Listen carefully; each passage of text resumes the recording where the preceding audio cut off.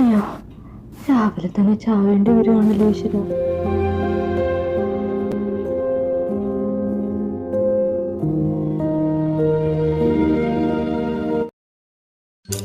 Hello. Hello, hi. അയ്യേ, intro തന്നെ കളഞ്ഞ്. കാര്യം പറയട്ടെ ചേർക്കാം. History department. ഓ, അങ്ങോട്ടൊന്നും പോയിട്ടൊരു കാര്യമില്ല. ക്ലാസ് എവിടെയാണെന്ന് പറഞ്ഞാൽ ഞങ്ങളും അവിടെ തന്നെ ഉള്ളതാ. നീ പുതിയതല്ലേ, കുറച്ചൊരു ഇരി, ബെല്ലടിക്കട്ടെ എന്നിട്ട് പോവാം. നീ എന്നെ കേട്ടണ്ട, പൊടി. അളിയാൻ നമുക്കും കയറിയാലോ? നീ എന്തി നോക്കി നിൽക്കുക? വാ പോവാ. ബെല്ലടിച്ചില്ല, അവനുള്ള ബെല്ലടിച്ചേ. നീ വാ. ഞാൻ ഇവിടെ ഇരുന്നോട്ടെ? ഇനി അതിനും നാം കൽപ്പിക്കണമെന്നുണ്ടോ? ഇരിക്കണം വേണ്ട. നീ എവിടുന്നാ? ഇവിടെ തന്നെ ഉള്ളതാ. പേരോ? വിഘ്നേഷ്. ഞാൻ നകുൽ, ഇത് ഇഷാൻ. അപ്പോൾ ഇവനി ഒഫീഷ്യലി നമ്മുടെ ഗ്രൂപ്പിൽ അങ്ങ് ചേർക്കാല്ലേ? കൈയടിച്ച് പാസ്സാക്കിയിരിക്കുന്നു. നീ എന്തെത്ര വൈകിയേ? ബസ് കിട്ടിയില്ല. അയ്യോടാ പാവം, ക്ലാസ് തുടങ്ങിയിട്ട് 1.5 മാസം കഴിഞ്ഞല്ലോ, ഇപ്പോഴാണ് ബസ് പിടിച്ചെത്തുന്നത്. ഓ അതോ, ഞാൻ വേറെ കോളേജ് ജോയിൻ ചെയ്തിരുന്നു, പിന്നെ അവിടെ നിന്ന് വിളിച്ചേ. വീട് ഇവിടെ തന്നെ ആയതുകൊണ്ട് ഇങ്ങോട്ട് മാറി. Well done by boy, correct സ്ഥലത്താണ് വന്നേ.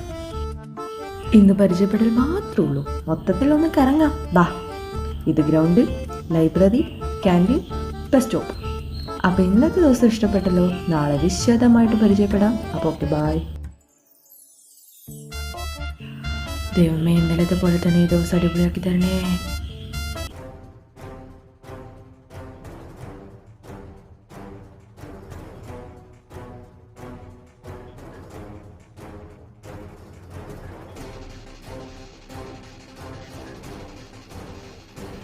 ഇഷാൻ, ഇഷാൻ ഒന്ന് നിർത്ത്, മതി.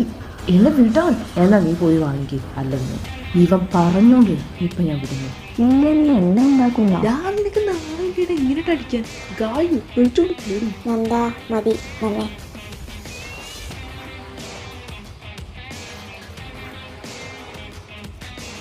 നീ വന്നാ. ഇവിടെ എന്താ പ്രശ്നം? അത് നോക്കണ്ട, നീ വാ. ക്ലാസ് ഉണ്ട്, വാ. ദേ വരുവാ.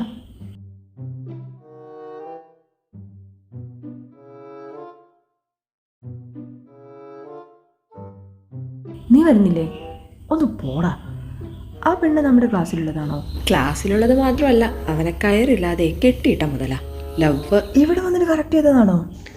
എടാ മോനെ, നീ ആൾ കൊള്ളാലോ. 2-3 മാസം കൊണ്ടെടുത്തി വളയ്ക്കെന്ന് പറഞ്ഞാൽ ഭയങ്കരം. അതുപോട്ടെ, ആ കൂടെ ഉള്ളവനും നീയും തമ്മിൽ എന്താ പ്രശ്നം? എപ്പോൾ നോക്കിയാലും അങ്ങോട്ടും ഇങ്ങോട്ടും എന്തെങ്കിലും പറഞ്ഞ് പ്രശ്നമാണല്ലോ. ഇനി അവൻ വാ തുറക്കൂല. എന്താ പ്രശ്നം എന്ന് ഞാൻ പറയാം.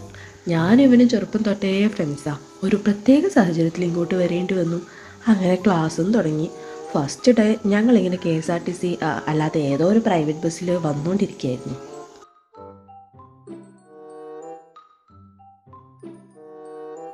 എൻ്റെ അമ്മോ, കണ്ണ് കണ്ടൂടെ? ഒന്ന് അങ്ങോട്ട് മാറി നിൽക്ക്. നീ എവിടെ ആരും നോക്കിക്കൊണ്ട് നിൽക്കുക? ഞാൻ അപ്പളേ പറഞ്ഞതാ ബൈക്കിന് വരാന്ന്. ഇപ്പൊ കണ്ട കിളവന്മാരുടെ ചവിട്ട് കൊണ്ട് പോകേണ്ട അവസ്ഥ. കോളേജ് ആവുമ്പോൾ ബസ്സാണ് നല്ലത്. ഇതെങ്ങനെ തൂങ്ങിപ്പിടിച്ചും ആടിയും പാടിയും പോകുന്ന സുഖം. ഹോ, അതൊന്നും പോരാതെ ദേ ആ പെമ്പിള്ളേരെ കണ്ട. അവളുമാരെ വായ നോക്കിയും തിരക്കിനിടയിൽ ഇടയ്ക്കൊന്ന് മുട്ടി ഒരുമി പോകുന്നതിന്റെ ഒരു വൈബ്.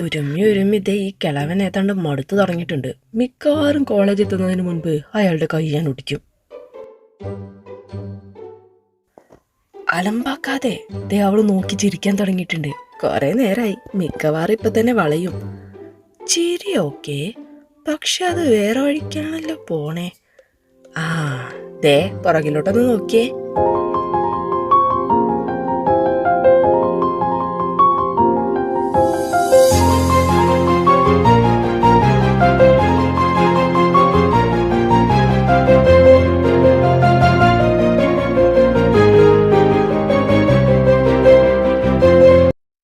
Their first meet. കണ്ട് 2 കണ്ണ് ബസ്സിൻ വരവിൽ നിന്ന് ഇവനെ നോക്കി ചിരിച്ച്. ആരാണവൻ? വേണ്ട, ഞാൻ തന്നെ പറയാം. മിസ്റ്റർ നന്ദഗോപൻ. ദേ ആ നടുക്കിരിക്കുന്നവൻ. അവളവനെയാടാ നോക്കുന്നേ. ഏതാടാ വെള്ളപ്പാറ്റ? കുളിക്കുകയില്ല, നനയ്ക്കുകയില്ല. ഇപ്പത്തെ പെൺപിള്ളേർക്ക് അതാടാ ഇഷ്ടം. അപ്പം ഞാൻ വേസ്റ്റ്. കുറച്ചു കഴിഞ്ഞപ്പോൾ അവൻ ഇവന്റെ പുറകെ വന്ന് നിൽക്കുന്നു. എന്തിനു? ഈ സംശയം ഞങ്ങൾക്ക് ഉണ്ടായിരുന്നു. ആ പെണ്ണിനെ വളയ്ക്കാനായിരിക്കും എന്ന് വിചാരിച്ച് ഞങ്ങൾ അങ്ങ് ആശ്വസിച്ചു.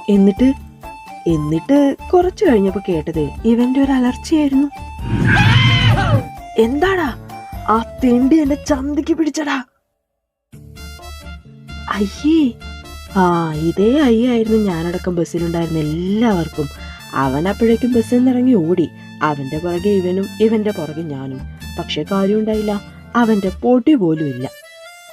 കോളേജിൽ പോവേണ്ട ത്രില്ലും തീർന്ന്, ബസ്സിൽ പോവേണ്ട പൂതിയും തീർന്നു.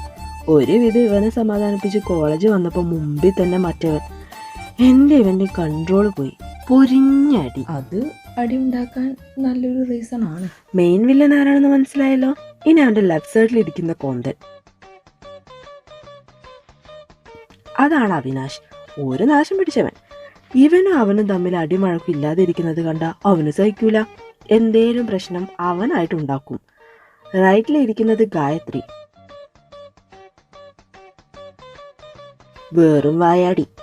അല്ലാതെ എന്റെ ഗേൾഫ്രണ്ട് ആയതുകൊണ്ട് പറയല്ല, പെട്ടുപോയി. ഈ അടിയുടെയും ബഹളത്തിന്റെ ഇടയിൽ നിങ്ങൾ എങ്ങനെ കമ്മിറ്റഡായി? അത് മറ്റൊരു ലോങ് സ്റ്റോറി. ഇവനും അവനും അടി ഉണ്ടാക്കി പരിക്കു പറ്റി കിടക്കുമ്പോൾ ഫസ്റ്റ് എയ്ഡ് ചെയ്തുകൊണ്ടിരുന്നത് ഞാനും അവളും ആയിരുന്നു. ഞങ്ങൾ തമ്മിൽ സംസാരിക്കുന്നത് പോലും ഡെറ്റോൾ ഉണ്ടോ ബാൻഡേഡ് ഉണ്ടോ എന്ന് ചോദിച്ചാ. പിന്നെ എൻ്റെ കയ്യിലില്ലാത്ത മരുന്ന് അവളും അവളുടെ കയ്യിലില്ലാത്ത മരുന്നും കൊടുത്ത് അങ്ങോട്ടും ഇങ്ങോട്ടും അഗാധമായി പ്രണയിച്ചു. ഇപ്പൊ ഞങ്ങളുടെ പേരും പറഞ്ഞ മെയിനായിട്ട് ഇവിടെ അടി ഉണ്ടാക്കുന്നേ അല്ലേടാ?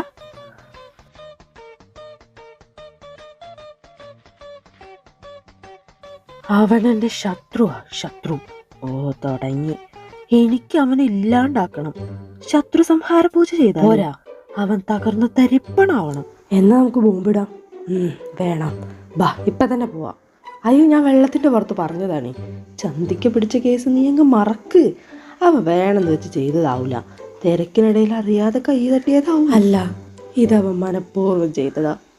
അവനന്ന് പിടിച്ചത് ബാക്കിലല്ല, പിന്നെ ഉമ്മറത്താ. ആ നാരുടെ പിടുത്തം കാരണം 2 ആഴ്ച ഒന്നും മൂത്രമൊഴിക്കാൻ പോലും പറ്റിയിട്ടില്ല. എൻ്റെ എത്ര ഫ്ലൈറ്റ് ടിക്കറ്റാ അവൻ കാരണം മുടങ്ങി പോയതെന്ന് എനിക്കറിയോ? ഇല്ല, ആരോടും ഞാൻ പറഞ്ഞില്ല. എനിക്ക് നാണക്കേടാ. അവനിട്ട് എനിക്ക് പണിയണം. എപ്പോഴത്തേം പോലെ അത് നമുക്കിട്ട് തന്നെ തിരിച്ചു കിട്ടും. ഇഷാൻ, നന്ദൻ, രണ്ടുപേരും എത്രയും പെട്ടെന്ന് പ്രിൻസിപ്പലിനെ പോയി കാണണം. ഓരോ തവണയും സസ്പെൻഷൻ അടിച്ചു തരുമ്പോഴും ഞാൻ പ്രാർത്ഥിക്കാറുണ്ട്, ഇത്തവണയെങ്കിലും നീക്കുന്നത് നന്നാവണേന്ന്. എൻ്റെ മോന് വേണ്ടി പോലും ഞാൻ ഇത്രയും ദൈവങ്ങളെ വിളിച്ചിട്ടില്ല. ഇത്തവണത്തെ ബില്ല് ലാബ് അടിച്ചു തരട്ടെ. 20,000 സാർ. എന്തോന്ന് സാർ? 10 നീയും ബാക്കി ഇവനും. ഇനി നിന്നാ ഡിസ്മിസൽ അടിച്ചു തരും. പൊക്കോണം. എന്തിനാണ് വിളിപ്പിച്ചേ? 2 സ്വർണ്ണ പതക്കം തരാൻ. എന്നിട്ട് എവിടെ ഒന്ന് നോക്കട്ടെ. ഇപ്പൊ തന്നെ കൊണ്ടുപോയി ഇട്ടേക്കാം. ഇന്നാ 10,000 രൂപയുടെ ബില്ല്, ലാബിലെ അടി. ഇത്തവണ കുറച്ച് കോസ്റ്റ്ലി ആണല്ലോ അളിയാ. എന്തിനാവശ്യമില്ലാതെ തല്ലൊക്കെ ഉണ്ടാക്കുന്നേ? അവൻ ഒറ്റൊരുത്തനാ ഇതിനൊക്കെ കാരണം. ഞങ്ങൾ ചുമ്മാ ബോറടിക്കുമ്പോൾ ലാബ് പോയി വല്ല എക്സ്പെരിമെൻറ്റും ചെയ്യും. നമ്മൾ ഹിസ്റ്ററി ബാച്ചല്ലേ, ലാബ് എന്തിനാ? അതല്ലേ പറഞ്ഞ ബോറടിച്ചിട്ടാണെന്ന്. അന്ന് ഞങ്ങൾ ക്യാൻറ്റീനിൽ ചേച്ചിയെ സഹായിക്കാൻ അരിയിൽ കല്ല് പെറുക്കി കൊടുക്കുമായിരുന്നു. അതിനിടയിൽ അവൻ ടെസ്റ്റ് ട്യൂബും ചോദിച്ചുകൊണ്ട് വന്നു. കൊടുക്കാൻ പറ്റില്ലെന്ന് അന്നേരം പറഞ്ഞതാ. അവൻ കേട്ടില്ല. ഒരു ടെസ്റ്റ് ട്യൂബ് അല്ലേ, അത് കൊടുത്ത പ്രശ്നമില്ലായിരുന്നല്ലോ. അതെങ്ങനെ കൊടുക്കും? ഞങ്ങൾ അതിലല്ലേ പെറുക്കിയ കല്ലിട്ട് വെച്ചിരുന്നേ. കൊടുക്കം പറഞ്ഞ് അത് അടിയായി.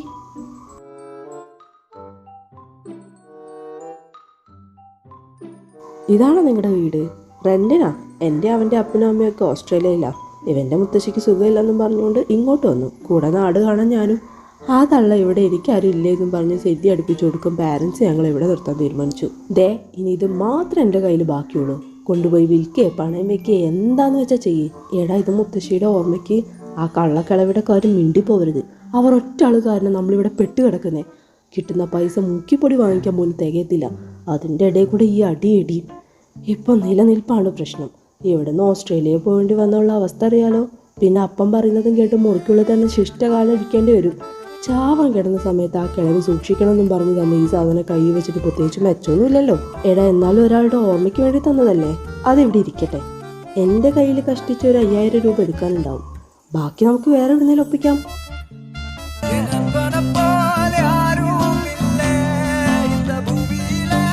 ഓക്കെ അല്ലേ?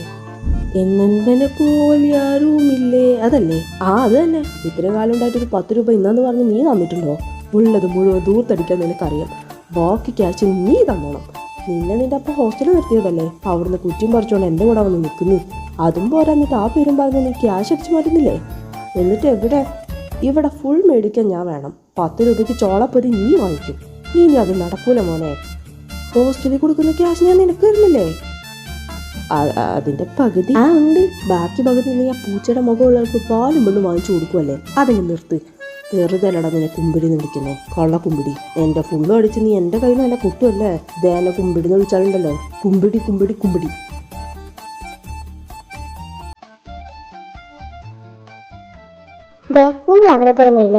ഇനിയിപ്പോ അതിന് ഞാൻ വേണം.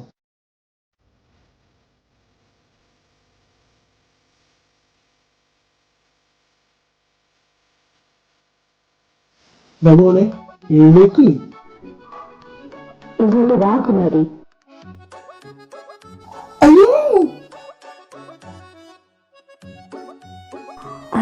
അച്ഛനോ? അച്ഛനൊക്കെ വിശേഷം ഇന്ന് റൊമാൻസ് ആയിരുന്നല്ലേ? മനസ്സിലായി? നിന്റെ അച്ഛന്റെ അലർച്ച കേട്ടപ്പോ മനസ്സിലായി. കണ്ടില്ലേ, പൂവമ്പഴം പോലെ ഇരുന്ന ചുണ്ട് ഇപ്പൊ പൊഴിഞ്ഞ പഴം പോലെയായി. ഇവൻ എത്രയും പെട്ടെന്ന് കെട്ടിക്കുന്നതായിരിക്കും നമുക്ക് നല്ലത്.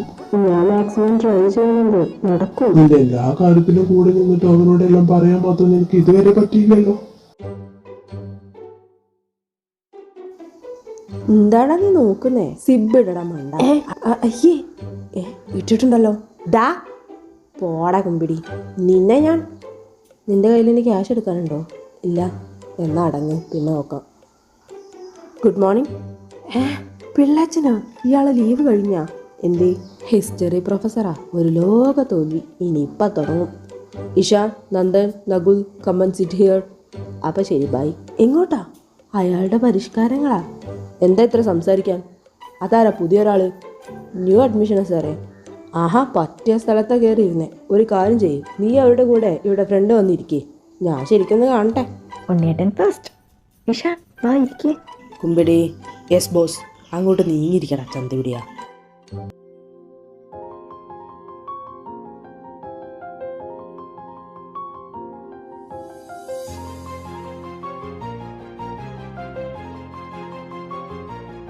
ഇഷാൻ പെണ്ണുണ്ടോ? പെൻസിൽ മതിയോടാ?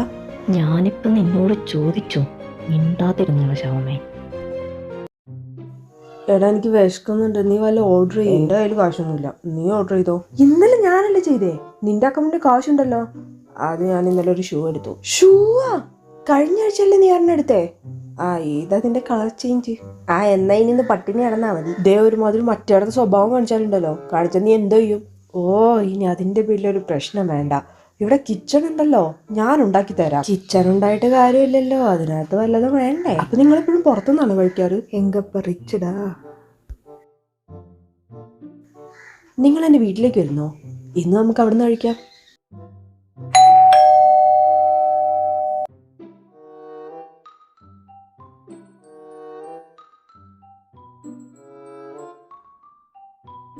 നീ ഇതെവിടെ പോയി കിടക്കുവായിരുന്നടാ? ബഹളം വെക്കല്ലേ അമ്മേ, ഇതേ എല്ലാരും ഉണ്ട്. കേറുവാടാ.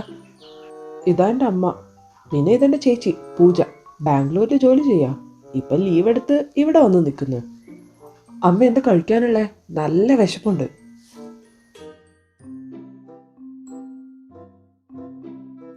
എന്ത് വേണേലും എടുത്ത് കഴിച്ചോണം. അമ്മ വെറുതെ പറയുന്നല്ല, ഇവിടെ വന്നിട്ട് ആദ്യമായിട്ടായിരിക്കും ഇത്രയും നല്ല ഫുഡ് കഴിക്കുന്നത്. Thank you so much. നിങ്ങള് ഇടയ്ക്കൊക്കെ ഇതുപോലെ ഇങ്ങോട്ട് വാ, അപ്പൊ നല്ല ആഹാരം കഴിക്കാലോ. ഇതുപോലെയാണെങ്കിൽ എന്നും വരേണ്ടി വരും അല്ലേടാ? എന്നാ ഞങ്ങൾ ഇറങ്ങട്ടെ, ഇപ്പൊ തന്നെ സമയം ഒരുപാടായി. നാളെ കോളേജ് വെച്ച് കാണാം. എന്തൊരു തങ്കപ്പെട്ട അമ്മ അല്ലേടാ? തങ്കപ്പെട്ടന്റെ അമ്മേ? അതല്ല, തങ്കപ്പെട്ട അമ്മ. എന്തൊരു സ്നേഹ. മോനെന്ന് തികച്ചൊഴിച്ചില്ല. അതിനൊക്കെ നിന്റെ തള്ള. എടാ, എന്നേലും നിന്റെ വീട്ടിൽ കയറി വന്നിട്ട് ഇതുപോലെ എനിക്ക് ആഹാരം വെച്ച് തന്നിട്ടുണ്ടോ? അതിന് നീ അടുക്കളയിൽ കയറി എടുത്ത് തിന്നാറില്ല പതിവ്. എന്നാലും അങ്ങനെയാണോ? പറയുന്ന ആളുടെ അമ്മ ഭയങ്കര അടിപൊളിയാ. ശരിയാ, അവരൊക്കെ ശരിക്കും ഈ സ്ത്രീയെ കണ്ട് പഠിക്കണമല്ലേ? എന്തൊരു സ്നേഹ. കേറാ. മതി, ഇന്ന് വന്ന ആഹാരത്തിനുള്ള പൂരത്തിലോ കഴിഞ്ഞു. വണ്ടി എടുക്ക്. ഞാനോ? ഇങ്ങോട്ട് ഓടിച്ച നീയല്ലേ, നീ അങ്ങ് എടുത്താ മതി. ഞാനാണ്, പക്ഷെ ചാവി എവിടെയോ മറന്നു. എടാ ഒന്ന് വാടാ, നീ അങ്ങ് പോയാ മതി. എടാ പ്ലീസ്. ഞാനെങ്ങനെ ഒറ്റയ്ക്ക് അങ്ങോട്ട് കയറി ചെല്ലുന്നത്? അത് ഈ സമയത്ത് അവിടെ പ്രായപൂർത്തിയായ ഒരു ചേച്ചിയൊക്കെ ഉള്ളതല്ലേ. അയിനി നീ വാടാ. അവന്റെ ഒരു ഫ്രണ്ട്സ് നിന്നോടൊക്കെ ഒരു 100 തവണ ഞാൻ പറഞ്ഞിട്ടുണ്ട് കണ്ണി കണ്ട ഊളകളെന്ന് വീട്ടിൽ കയറ്റി സൽക്കരിക്കരുതെന്ന്. ഇനി നിന്റെ അച്ഛൻ വരുമ്പോ ഞാൻ എന്തോലൊക്കെ പുഴുങ്ങി കൊടുക്കാനാ? ഞങ്ങൾ 3 പേരോടെ പട്ടിണി കിടക്കട്ടെ എന്നാണോ? അമ്മേ, നമുക്ക് ഫുഡ് ഓർഡർ ചെയ്യാം. ഓർഡർ ചെയ്താൽ നീ അങ്ങ് തിന്നാ മതി. നിനക്ക് നിന്റെ തന്നയുടെ സ്വഭാവം അറിയാലോ. പുറത്തുനിന്നുള്ള ഒരു ഭക്ഷണം അങ്ങനെ കഴിക്കില്ല എന്ന് അറിഞ്ഞൂടെ? അതിന് പുറത്തുനിന്ന് വാങ്ങിച്ചാന്ന് പറയാതിരുന്നാ പോരെ? ഞാനിവിടെ കഷ്ടപ്പെട്ട് ഉണ്ടാക്കി വെച്ചതെല്ലാം നീ അവന്മാർക്കെടുത്ത് കൊടുത്തില്ലേ? അത് എന്തൊരു തീറ്റ! ഒരു മാന്യതെങ്കിലും കാണിക്കണ്ടേ? അവന്മാരെന്താ 2 ദിവസമായിട്ട് പട്ടിണിയായിരുന്നു? എന്നാത്തിനാണോ നീ കിടന്ന് മൂന്നേ? ഞാനൊന്നുമല്ല.